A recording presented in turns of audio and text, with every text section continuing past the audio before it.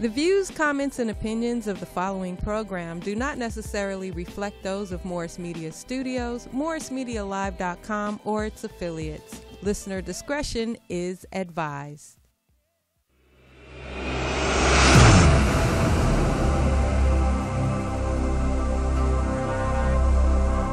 You are now about to witness the strength of street knowledge. It's time to get it straight. No chaser with Jasmyne Cannick. Overall, it's just a good thing. Tap into the conversation. Check 1, 2. As Jasmyne covers the latest issues affecting our community and the world. It is absolutely vital that the truth comes out. This is Straight No Chaser with Jasmyne Cannick. Let's go, man.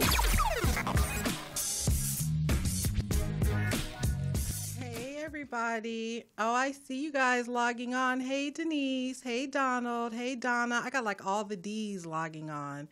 Hey, you guys.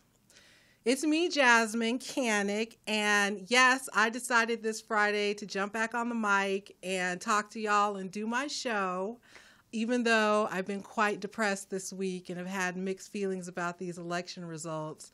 I talked myself into coming into the studio, coming in to Morris Media Studios here in Leimert Park, and I said, let's just talk about it. Let's just talk about it. I have been down in the dumps a little bit, had some highs, had some lows on election day, and it has been quite interesting. I'm sure many of you guys feel the same way.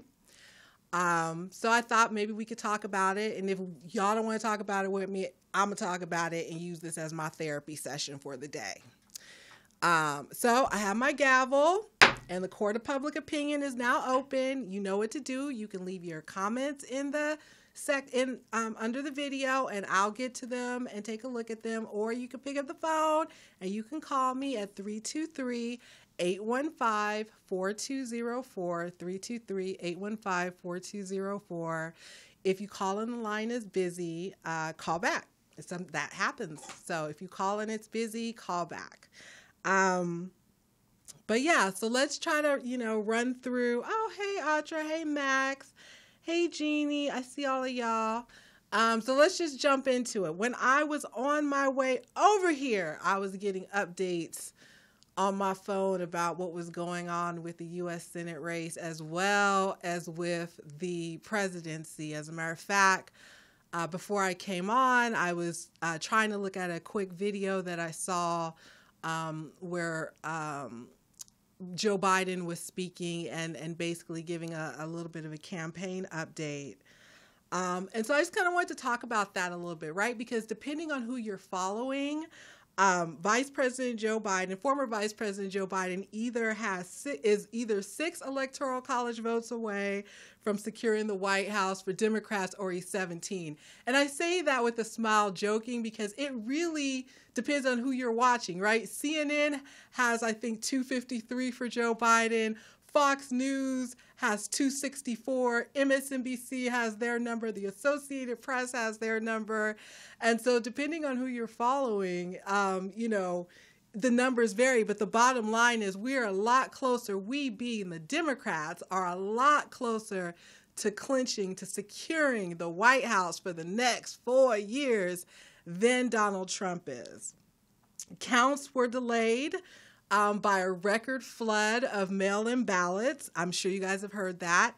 Officials in Pennsylvania, a critical battleground state, were prevented from processing these ballots until Election Day, leading to a backlog. I've heard a lot of complaints about, they've had these mail-in ballots for so long, they should have already counted them. You know what? Different states have different rules. And Pennsylvania is one of those states where they are prevented from counting them until Election Day. Now, maybe after this, they'll think about going back and changing that, but that is the situation right now. And in Arizona, there's an estimated 250,000 unaccounted ballots. But this was the numbers before I left to come over here, according to their Secretary of State. Georgia, though, we made some significant gains in Georgia. Biden has taken a narrow lead over Trump. Yes, we only need like one of these, few states that are left, right? And we're gonna be there.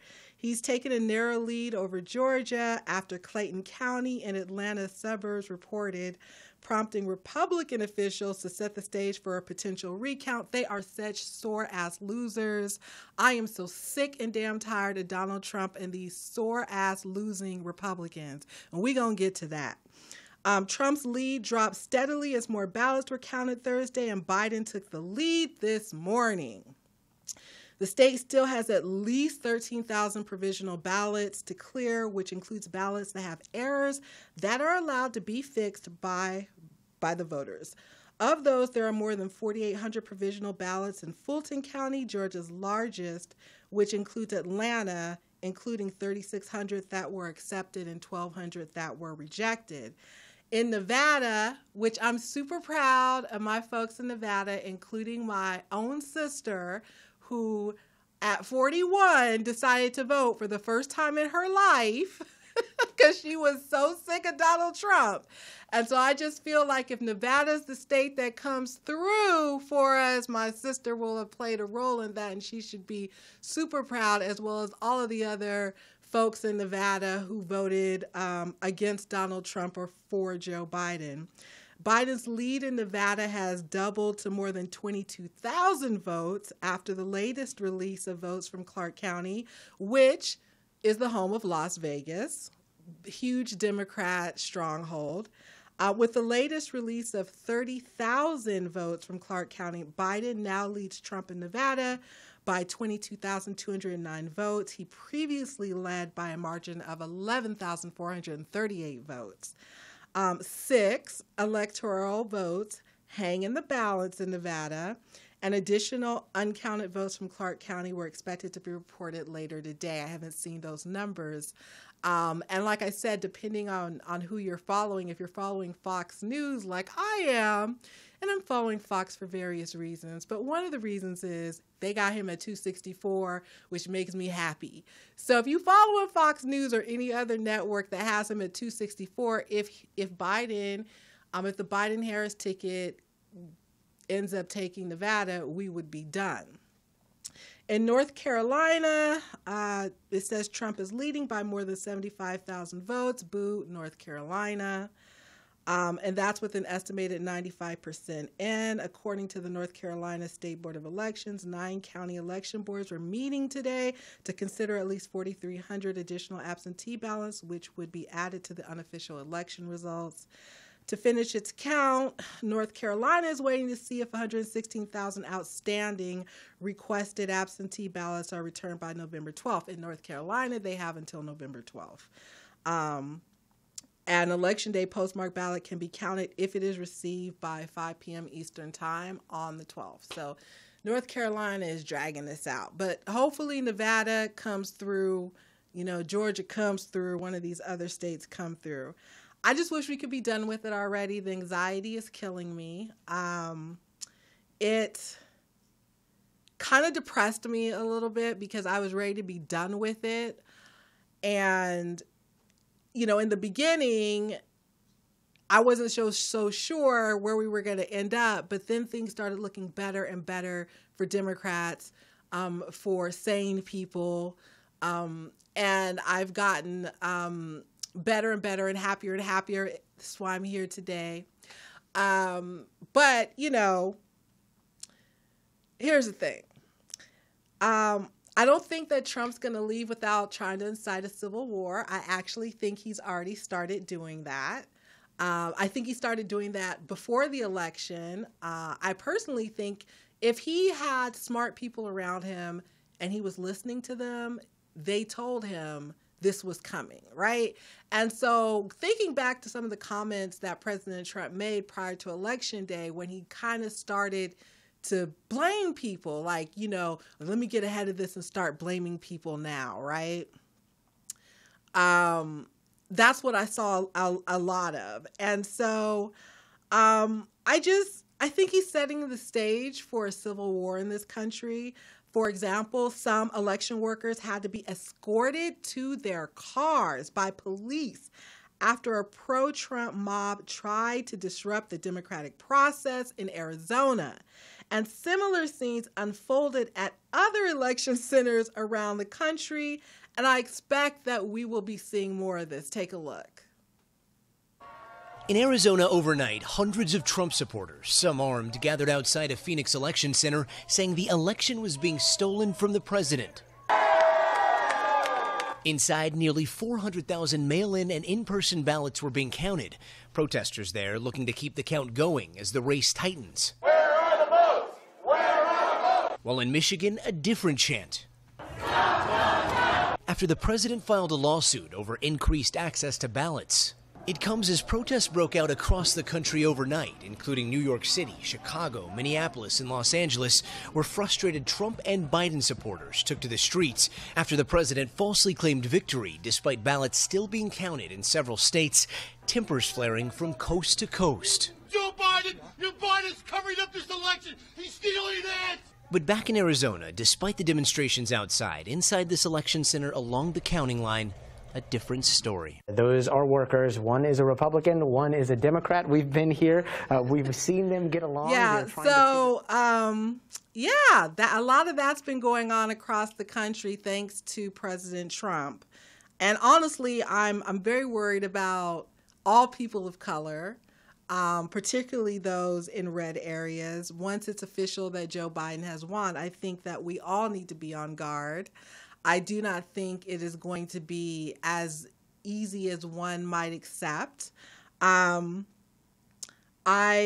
fully expect that Trump's going to continue to try to block late arriving mail ballots. He's going to use tactics like trying to seek recounts and to throw out ballots for signatures that aren't exactly the same. He may even try to use the Department of Justice. I mean, the Trump campaign and their allies have already been crying out for the Attorney General to bring the weight of the Justice Department into investigating and acting on these alleged irregularities in battleground states. But all I want to do is show you this. Donald Trump, President Donald Trump, this is how it's done.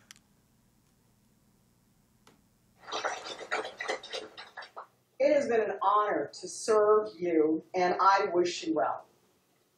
I will not be taking any questions at this time. Enough has already been said. I will work with my successor to ensure that there is an orderly transition of leadership in my office. Yes. Wasn't that is how it's done, President Trump? Exactly like how Jackie Lacey did it. And guess what? If Melania wants to steal Jackie Lacey's words, her speech, word for word, I think we would all give her a pass this time if she were to plagiarize it just to give it to her husband so he could read the words and be gone, right? Lord have mercy. I'm going to get to Jackie Lacey later on, but that was a class act. And if she can do it, he definitely can do it. He definitely can do it. He can just follow her lead. Now, in terms of the U.S. Senate, it looks like all eyes are going to be on Georgia. The battle for the Senate puts Georgia at the center. As the close race for Republican Senator David Perdue's seat likely heads to a runoff. As a matter of fact, I got an alert when I was on my way over here that is what it's going to be, heightening the chance that the balance of power could be in limbo until January 5th. Republican incumbent Senator Perdue holds just over 50% of the vote in the state, and he's closely trailed by Democratic challenger Jon Ossoff. Following a surge of absentee ballots counted in Metro Atlanta and Chatham County, only about 98,000 votes separate the two. In Georgia, election law requires a candidate to secure over 50% of the vote, and if no candidate is able to do so, then the top two candidates in the race face off in a runoff election. The runoff, as I said, would be held on January 5th, and it would set the stage for what could be an especially contentious and expensive battle for control of the Senate, one that I would be willing to volunteer my time for to go down to Georgia to help organize voters. A special election between Republican Senator Kelly Loeffler and Democrat Raphael Warnock for the state's other Senate seat is already headed for a runoff that day. And like I said, when I was on my way over here, I got an alert, I think it was from the LA Times, basically saying that both of these races will not be decided until January 5th. They're both going to go into a runoff.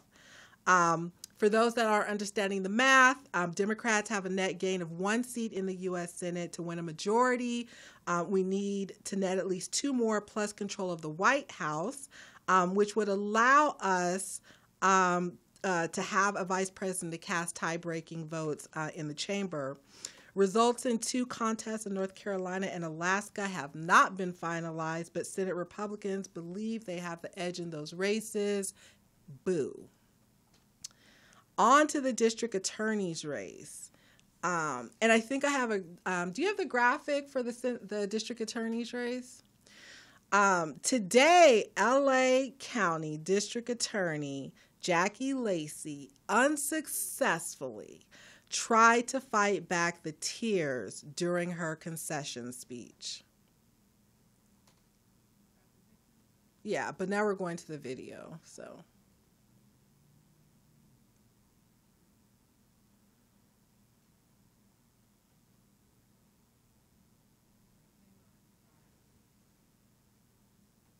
We're going to get it. Hold on.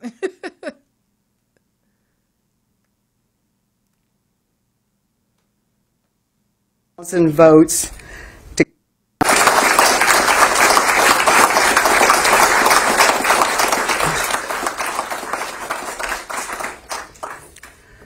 Thank you. I congratulate George Gascon and his team on their expected victory. There are still about 791,000 votes to count, but my consultants tell me that while I may close the gap between the two of us, I will not be able to make up enough based on the trending of the ballots to win this election. I am so thankful to God for giving me this incredible opportunity to serve the people of Los Angeles County. Do you know it was exactly 8 years today, November 6, 2012, that I was elected. I thank my family for the sacrifices they made in order for me to hold this job. To my mom, who constantly asked me, "Are you okay?" and who reminded me during this contentious fight that no matter what happens, I made history. To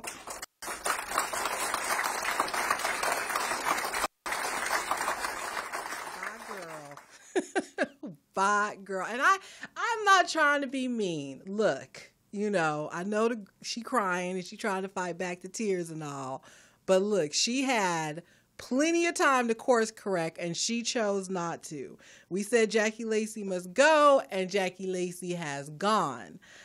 She was up against George Gascon, a former LAPD police officer who's now a reform-minded prosecutor coming back to LA from San Francisco. And even with all of the millions of dollars poured into getting Jackie Lacey reelected, it simply wasn't enough to convince voters to give her another turn. Yay for us. She lost 46% to his 53%, and the votes are still being counted, but they're not expected to turn the tide for Lacey. So she went ahead and did that little concession speech.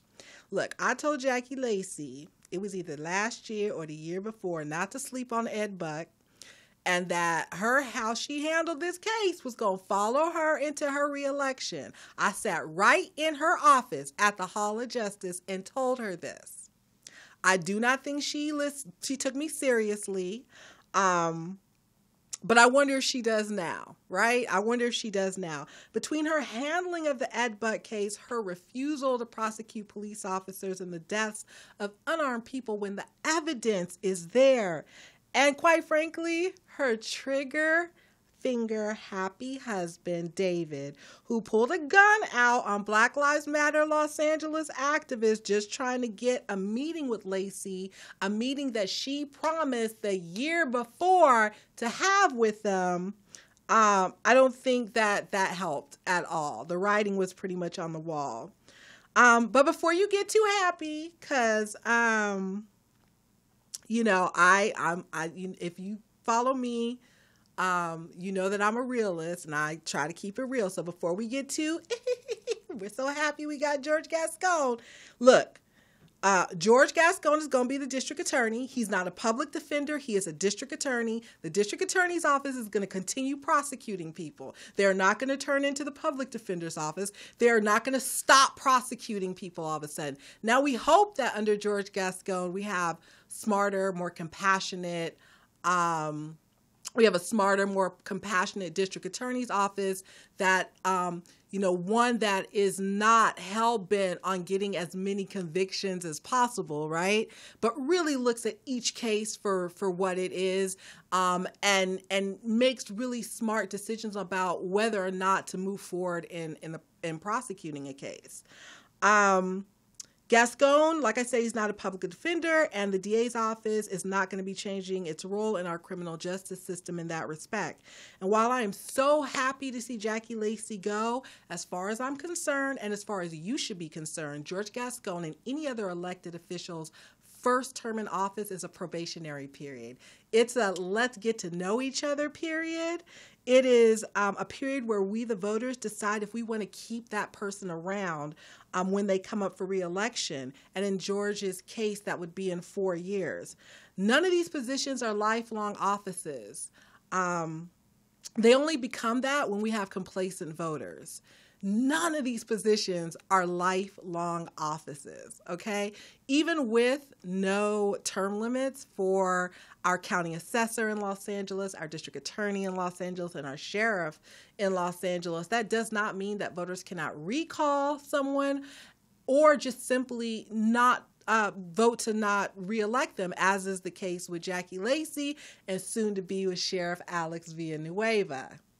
That part. Okay, now on to one of the races that depressed me on election night. I have mixed feelings about it because I'm not a hater, okay? But the lines were drawn in the sand, and I was on one side, and the side that I was on did not win, and it was just, for me, it was just really sad to watch the results come in for this particular race. So the LA County Board of Supervisors, for the first time, will be an all-female board after State Senator Holly Mitchell beat someone who is near and dear to my heart, LA Councilmember Herb Wesson, 60% to 40%, replacing outgoing Supervisor Mark Ridley Thomas. Mitchell, who is responsible for the Crown Act and so many other important pieces of legislation, will now represent a district that stretches from Compton to Culver City and includes Inglewood, Linwood, Hawthorne, Lenox, South LA, Watts, Willowbrook, Gardena, and so much more. Senator Mitchell, Supervisor-elect Mitchell, like her predecessor, will be the lone Black on the board. And I'm not a hater, so congratulations, Supervisor-elect Mitchell. I am happy that race is over. I supported Herb Wesson, and I'm sad to see that he did not win, but the voters have spoken. And unlike Donald Trump, no one's screaming recount the ballots or people are cheating. Look, it is what it is. The voters have spoken. On to the LA City Council. Very, very interesting. In 2020, this year, LA City Council seats in the 2nd, 4th, 6th, 8th, 10th, 12th, and 14th district were up, all of the even-numbered districts. Of those races, all but 2 were decided during the March primary. But on the November ballot, there were 2 runoffs in Council District 4 and Council District 10. My disclaimer, I work in Council District 10. So in Council District 4, I think we have the image for that. We had 2 candidates. Now, Council District 4 stretches from Sherman Oaks through Griffith Park to Miracle Mile. It includes Hollywood, all of the Hollywood Hills, all of that area, Van Nuys, Los Feliz, and even parts of Koreatown. Councilmember David Rue was the incumbent. He was is the first Korean American to sit on the LA City Council. He was first elected in 2015. And previously to that, he was the director of development for a large nonprofit psychiatric hospital in Los Angeles.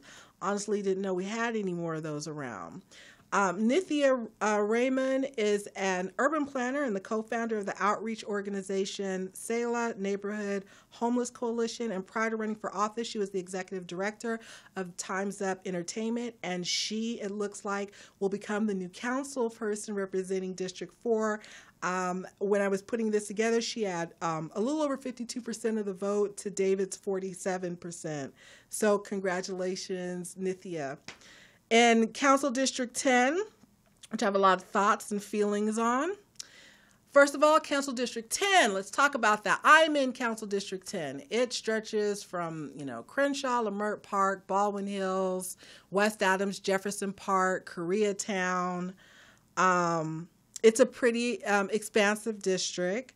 And we had 2 candidates who are in a runoff. One was Mark Ridley Thomas. For folks who are from LA, I'm sure that's a name that is very familiar to you. As a matter of fact, I just talked about how Supervisor-elect Mitchell will be replacing him on the County Board of Supervisors. And then we had another candidate challenge him, and her name was Grace Yu. So Mark Ridley Thomas served 3 terms or 12 years on the LA County Board of Supervisors, representing the 2nd Supervisorial District. Before that, he served as a California State Senator, representing the 26th District. He did that from 2006 to 2008, and was a California State Assembly member representing the then 48th District from 2002 to 2006. And for folks who don't understand why I say then before I list some of these districts, is because we had redistricting since that time, and those districts aren't the same anymore. So what was the 26th isn't the 26th. What was the 48th Assembly isn't the 48th Assembly anymore. But due to a loophole in the rules, Mark Ridley Thomas will now return back to the City Council to represent the 10th District. I skipped something. This is really important. Before his 6 years in the legislature, he served 3 4-year terms or 12 years on the LA City Council representing the 8th District from 1991 to 2002. And due to a loophole in the rules, he will now return back to the City Council to represent the 10th District, where it is rumored he will launch a campaign to run for mayor.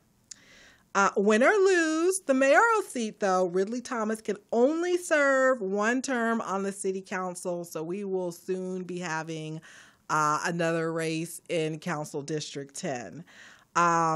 Grace Yu is an attorney and a community activist. She's the former executive director of the Korean American Coalition. She challenged Herb Wesson in 2015 for his seat and obviously lost. She fought the city's controversial 2012 redistricting process. She took the city to court in 2018 over a real estate project in Koreatown, and she won that. What she did not win was the seat for Council District 10. Mark Ridley Thomas came in with a little over 61% of the vote to her 38% of the vote. So that is that. Congratulations again, Councilmember-elect Mark Ridley Thomas. I'm not a hater. I'm not a hater because, I know I got a lot of people that watch this and then they want to go back and get on the phone and start texting people. Jasmine was talking about Mark. Jasmine was talking about MRT. I've told him this. This is not a secret, okay? I do not think it's fair that one person serves 12 years on the City Council and because of a loophole gets to come back and serve some more time. I don't know where the fairness in that is. That's all I'm saying. Okay. Now, in the primary, I supported Grace Yu. In the general election, I supported Mark Ridley Thomas. And the reason why I backed off of supporting Grace Yu was because I got some very disturbing reports about her position and feelings about the homeless and homeless encampments as well as Black people. And when I did try to set up a meeting to speak with her about it, we just could never get that meeting done. So I had to back up, and I went ahead and I did support Mark Ridley Thomas. So look, like I said, I'm not trying to be a hater on MRT. I want to see some new leadership. I want to see opportunities for new people to come in and lead. And when you have someone who served 12 years come back to serve another 2 or 4, that's not bringing in new leadership. But hey, on the bright side of things, he will not have a learning curve, right? When he takes his oath of office, and he will be able to hit the ground running because he's done the job before and he knows what it entails. On to another city that I care a lot about, that I was watching on election night, that actually I put in my column of wins that made me very happy. I told you I had a mixed bag on election night, but this made me very, very happy. So you don't have to live in West Hollywood to care about who is representing and running the city. West Hollywood made a name for itself by being a safe haven for the white LGBTQ community. But the city isn't just near and dear to the 70% of white people who call West Hollywood home. For millions of others who visit from near and far to experience the gay center of Los Angeles, West Hollywood is seen as a refuge and an identifiable safe space where they know they can be accepted in a city where we still have attacks on trans men and women and gay bashing. That still happens here in Los Angeles. Each year, thousands and thousands of us come to West Hollywood to celebrate Halloween or Pride, and with us also comes our money. Money that helps keep many of the businesses along Santa Monica Boulevard open. And let's be frank, none of the bars and restaurants would survive if they had to rely solely on the income received from the residents of West Hollywood, okay? So in that respect, many of us are stakeholders in West Hollywood, even if we can't vote to elect the city's leadership. So I was quite pleased to see that West Hollywood residents said no to re-electing an anti-trans and anti-Black council member. After 20 years, John Duran will no longer be on the city council in West Hollywood. That's a picture of John Duran with his BFF and client, Ed Buck. Duran, who was or is, I can't tell you which, if it's current or present, Ed Buck's BFF and attorney, was the one who tried to low-key intimidate would-be victims of Ed Buck from coming forward. I don't know if you guys remember that. This year, John Duran criticized the painting of the transgender flag in the intersection of Santa Monica Boulevard and San Vicente Boulevard. The flag was painted the night before the All Black Lives Matter protest that drew over 30,000 people. As noted in West Hollywood's neighborhood blog, WeHoville, in 2019, Duran had to step down from his position as mayor of the city of West Hollywood when the council passed a resolution censoring him in response to comments he had made on the radio about their sex lives. Disparaging comments he made about an Asian gay man because of his ethnicity and allegations that he made unwanted sexual advances on young members of the Gay Men's Chorus of LA, which Duran at the time chaired. The city of West Hollywood ended up paying $500,000 to settle a lawsuit filed by Duran's City Hall deputy accusing him of inappropriate behavior. That's $500,000. Duran described West Hollywood as a sex-based city and stated that gay men shouldn't be held to the same standards as heterosexual men when it comes to their sexual behavior. He also made it clear that the opinions of anyone who is not a resident of or business owner in West Hollywood did not matter to him. And if all of that wasn't enough, this man had the nerve to be touting the endorsement of disgraced former state Democratic chairman Eric Bauman, who was forced to resign over accusations of sexual misconduct. Accusations that, just like John Duran, have cost hundreds of thousands, if not millions of dollars to settle.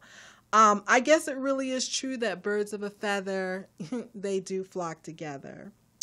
So in 2020, West Hollywood shouldn't have openly racist and anti-trans people sitting on their city council. There's no other progressive city, keyword, there's no other progressive city in America where that would be acceptable. So why should it be in West Hollywood? So thank you, West Hollywood voters, and congratulations to John Erickson and Seppi Shine. I think we have their photos that we can put up, who are going to be the new council members in the city of West Hollywood.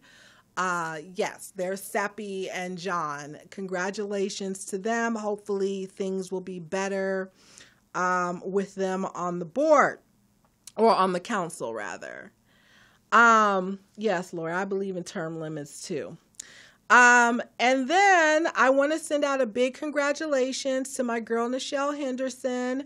Let's see if we can get her picture up, who looks like she beat LA Community College District incumbent Scott Fonkin. Nichelle has a substantial lead right now over Scott, and while the results are not final, the outcomes are unlikely to change given the size of the leads. For those that do not know, the LA Community College District Board of Trustees is responsible for appointing and overseeing the chancellor and setting policy for the 9-college system. That college system includes Southwest College, East LA College, LA City College, LA Harbor College, LA Mission College, LA Trade Tech, LA Valley College, LA Pierce College, and West LA College. And Congresswoman Maxine Waters trounced Republican Joe Collins on Tuesday. So that made me happy too, because, he was really trying to come for Maxine. But was there really ever any doubt that the Congresswoman was going to prevail? Auntie Maxine will now go on to serve her 16th term in the House of Representatives, representing a district that stretches from Westchester to Watts and from Gardena to Torrance. And finally, last but not least, criminal justice reform was really big on the ballot in LA County, but also in the state of California. In addition to voters giving Jackie Lacey her pink slip, we voted to back a ballot measure that would divert more LA County funds to social services and jail diversion programs, something that quite honestly I think we should have already been doing, that we did not need a measure for. But Measure J is going to require that 10% of locally generated unrestricted county money, let me say that again so y'all understand, locally generated unrestricted county money, estimated to come in somewhere between $360 and $900 million, be spent on a variety of social services, including housing, mental health treatment, investments in communities that have been disproportionately harmed by racism. But what the money can't be used on is prisons, jails, or law enforcement agencies. How you like that? Statewide, California's voted that people who are convicted of felonies but who are on parole should be allowed to vote in elections. So Prop 17 did well.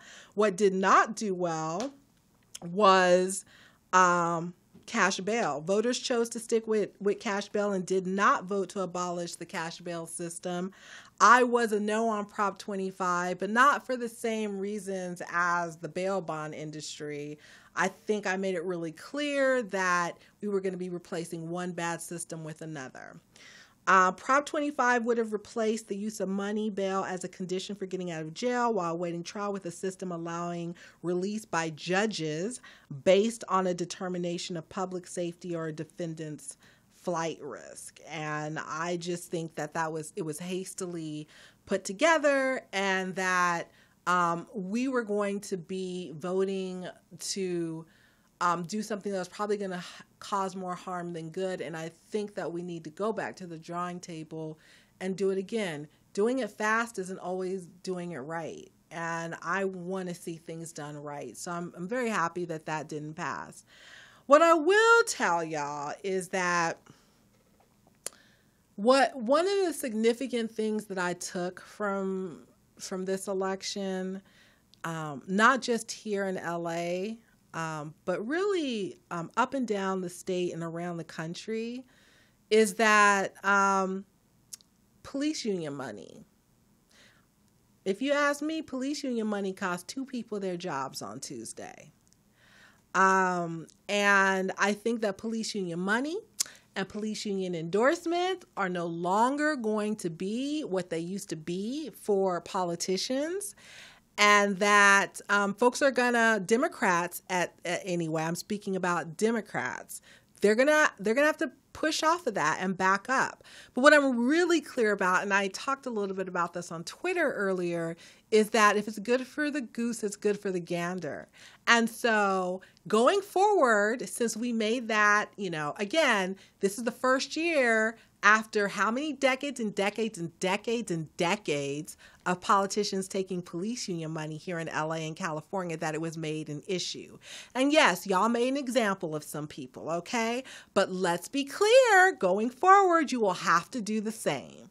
There will be no favoritism. So when it's time for the race for mayor for the city of Los Angeles and our friends are on the ballot, if those friends took money from the police union or have been endorsed by the police union, I want to see the same attitude with them, the exact same one, because if it's good for the goose, it is good for the gander, okay? I want to make that very, very clear. If this is going to be how it's going to be moving forward, that we don't want candidates who take money from police unions, I just want to make it clear that means everybody, even those people that we like, those people who are popular.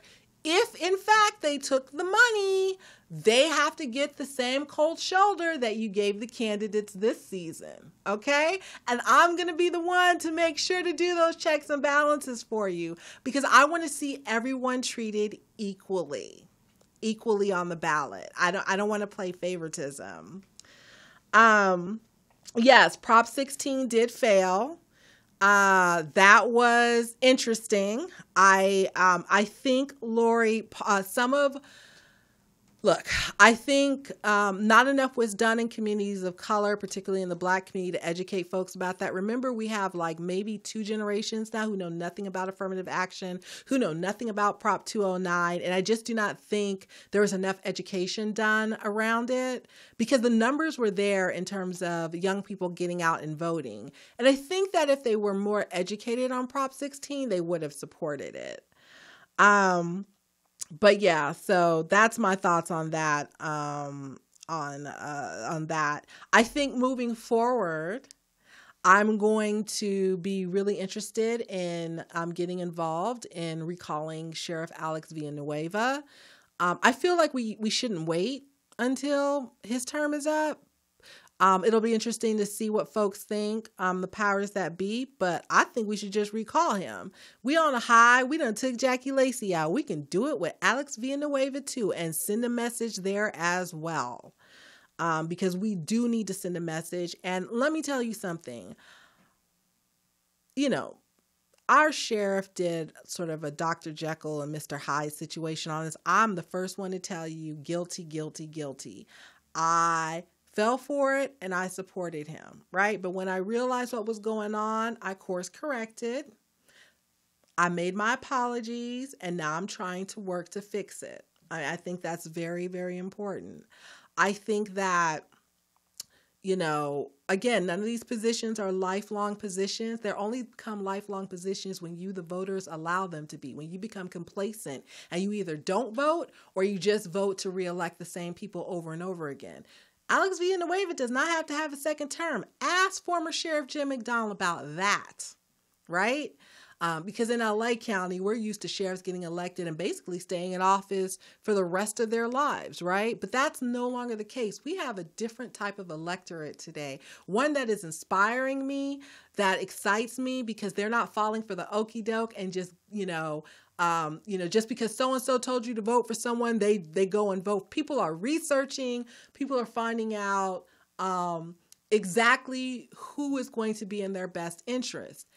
It is time for Alex Villanueva to go, and we got to figure out how to make that happen. But what I'm really clear about is, as a voter, I don't want to give up my right to vote for a sheriff. I'm not down with taking away the people's right to elect a sheriff.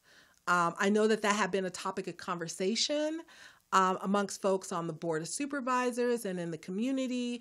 I personally don't ever support taking away the people's right to vote on anything.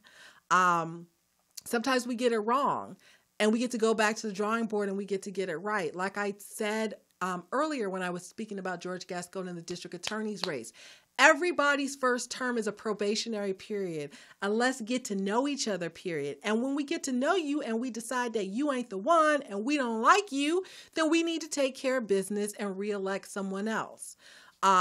It's okay. That's why we have elections. Elections weren't meant to just keep electing the same person over and over again if that person is not doing a good job. If they're doing a bad job, then it's up to us to put someone in there who we feel is going to do a better job, just like we did with Jackie Lacey.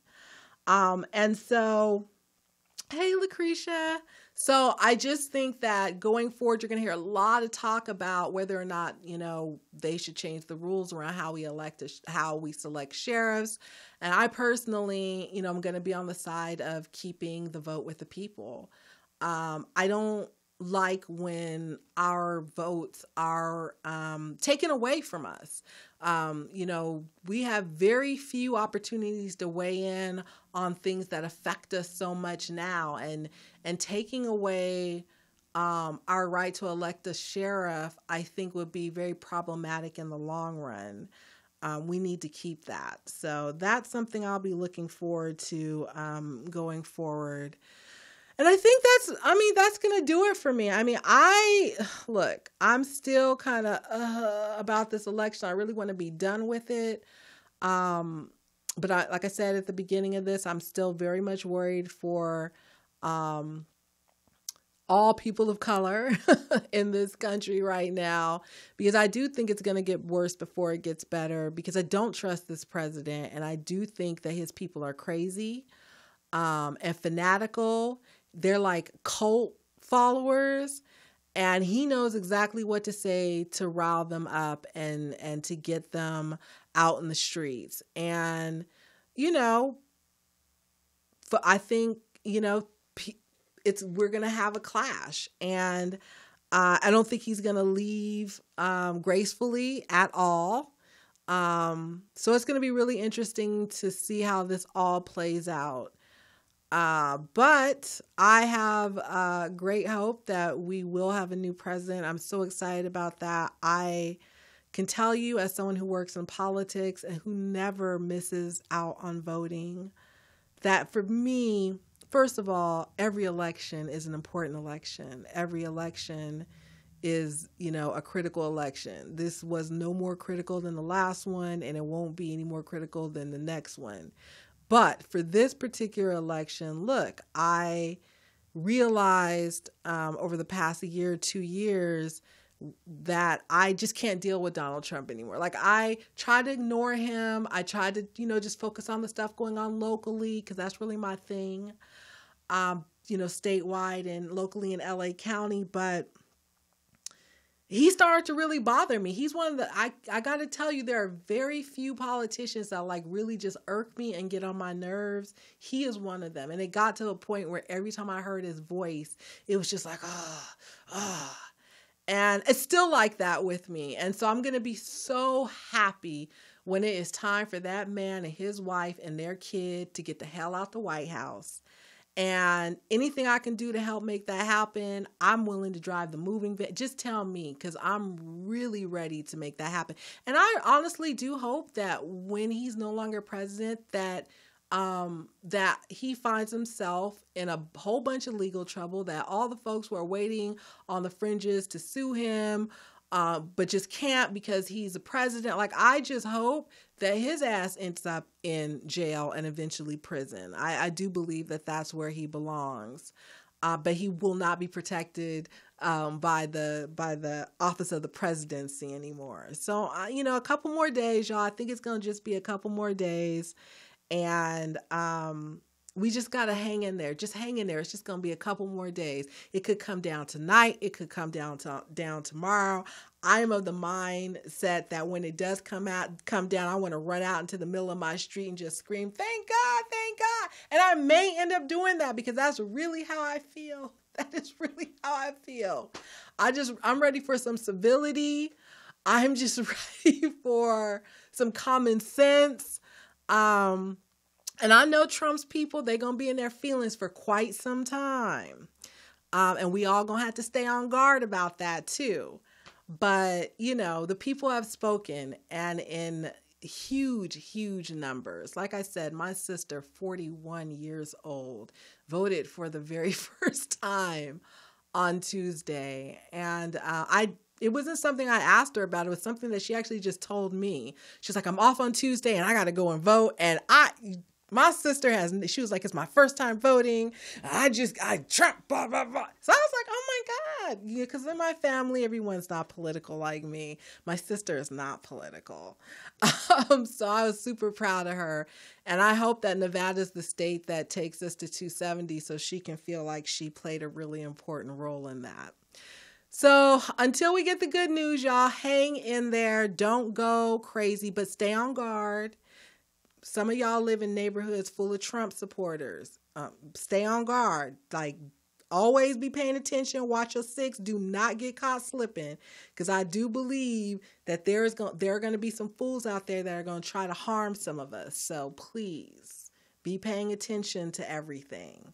And if need be, get out of Dodge. Okay? Trust me. These folks are crazy. Other than that, have a great weekend. Poetess, thank you as always for having me at Morris Media Studios here in Leimert Park. I'm happy I got up and forced myself to come in here today and do this, because talking about the election and my feelings is helping me move forward, and it's like my therapy. So I won't be so down. But yeah, like I said, mixed feelings. We had some victories and some losses, but that's the way it goes, you know. And we'll be getting ready for the next election cycle. That's the story of my life. You gotta keep going, right? So until the next time, y'all, take care of each other. You can follow me on social media. My website is iamjasmyne.com. If you have a topic or something you think I should discuss, feel free to email me at hello@iamjasmyne.com. Until next time, fam. The girls in the hood are always hard. Ever since 16, I've been having a job, knowing nothing in life, but I gotta get rich. You could check the throwback pics, I've been there. West Side.